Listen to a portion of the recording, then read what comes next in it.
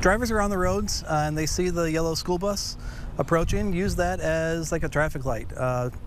They have yellow lights on them. Once you see that flashing, it means the bus is slowing down. It's going to be stopping. Well, since the school year began last month, the Rockridge Community School District has seen 11 bus safety violations. It's an alarming number for a small district that school leaders tell me needs to stop. I think, how long can we get lucky? How long until that worst case scenario?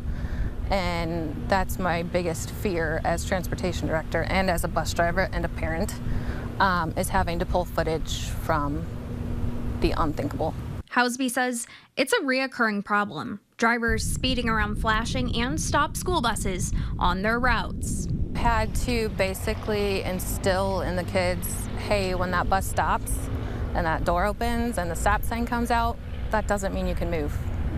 It should, but it doesn't, because we've had so many who just ignore that stop sign. That choice, Housby says, could result in a matter of life or death. It's hard. They're kids. They don't think about what might happen. They assume you're going to stop for their bus like you're legally required, and they're going to walk on. They have no idea, and they shouldn't have to. Shouldn't have to think about that stuff. With the increased number of violations, the district has began putting up signs to warn drivers to slow down and stop for school buses, and they say they're not stopping there. We were able to partner with a company that came out and helped us install these stop arm extenders that kind of go out into the other lane, and unfortunately we've had some cars that just choose to drive around them, and so you know they're seeing them.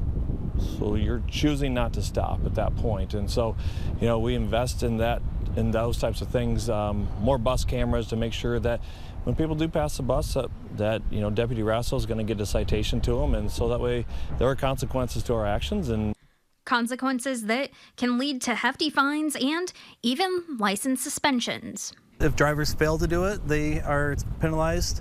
If you're caught passing a school bus while they're loading or unloading, you can be fined $300 and then lose your license will be suspended for 3 months.